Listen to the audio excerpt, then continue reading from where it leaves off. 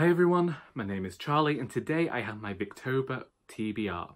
Victober is a read-along hosted by Katie of Books and Things, Kate Howe, Ange of Beyond the Pages and Lucy of Lucy the Reader, and it's all about reading Victorian literature throughout the month of October. I have participated the last few years, but I've never really stuck to it that well. My first year didn't go so well. Last year was terrible. I only got through Dombey and Son, and sadly I wasn't the biggest fan of that book, and I think it's definitely one I might revisit in future. Previously, I've reread books and ended up appreciating them more on a second read, so I would like to allow Dombey and Son that second read. For this read-along, I ended up repurchasing my entire Dickens collection from the charity shop. It was all there, minus the Mudfog papers, which I don't mind about too much as I had read that one. And as this is a read-along, there are some challenges, so I'm going to read them off my computer and tell you what I have chosen. Angie's challenge is to read a Victorian book by a female author, and bonus if it's new to you.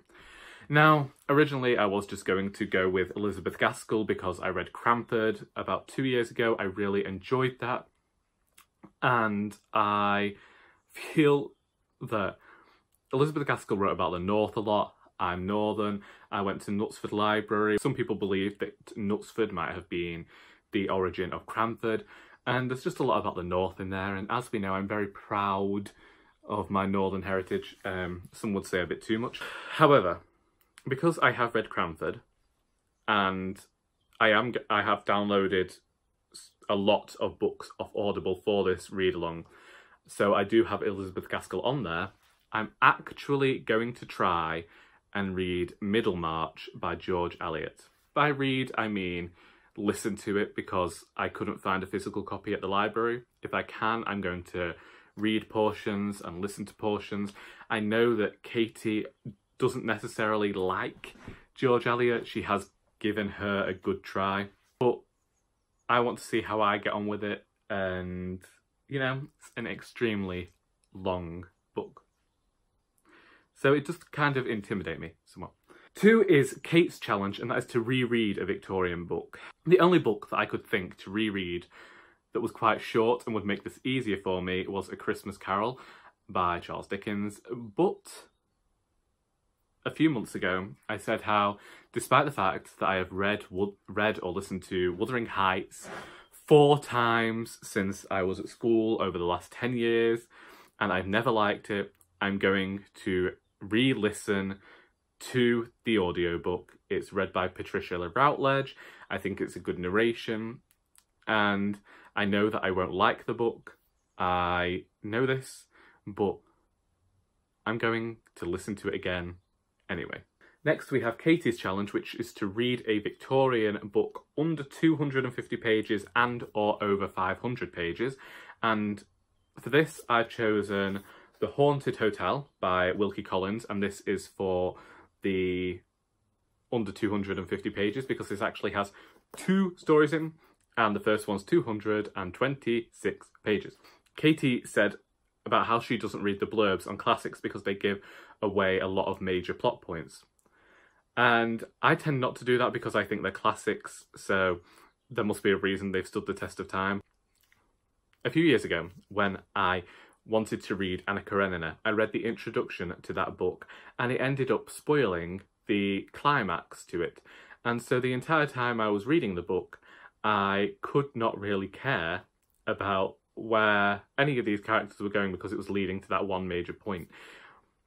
I mean, alas, alack and all that, I didn't actually end up liking Anna Karenina anyway, but I feel like had it not been spoiled for me, that would have been a major plot point that would have maybe changed my rating and changed the overall reading I gave of that, because I thought, well, I know this where this is going, so I didn't necessarily care as much.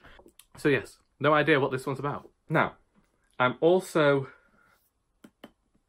blending the over 500 pages book with a lot of other reads. You know, I've got Middlemarch and I've got this next book on that list, but Lucy's challenge is to read an underrated Victorian book from the same year as your favourite. Now, I can only call my favourite A Christmas Carol because that is the one that I reread every year, and I watch multiple versions of the film every year as well. I just watched A Muppets Christmas Carol on Tuesday, so, you know, it's not a book that I necessarily save for Christmas, but it's who I am. So I believe this book came out the same year as A Christmas Carol. I believe it's underrated, and that is Martin Chuzzlewit by Charles Dickens. I'm aware that I might think Victorian literature and just think Dickens immediately. I'm aware that might be an issue and that I should probably broaden my horizons. But I want to read it. Next is the general challenge to read by candlelight, and I'm not sure how I feel about that one. I could claim the medical card and say how, as an asthmatic, I'm not supposed to go near the scented candles, which are the only ones we have in my house, but we'll see. We'll see. I know the Victorians had to read by candlelight, but it's just not something I want to do. And then there is the group read-along, which is to read The Importance of Being Earnest and A Woman of No Importance, both by Oscar Wilde. I read The Importance of Being Earnest whilst I was at school, but I think that I can give it a reread, and I will have to find these. I'm hoping that the library has them, because as we know, not really purchasing books still. However, as I said, Audible were having a sale, and so I purchased quite a lot of Victorian literature from their classic section. So I'm just going to run through what I've got, you know, in case I do actually manage to finish Middlemarch quite quickly.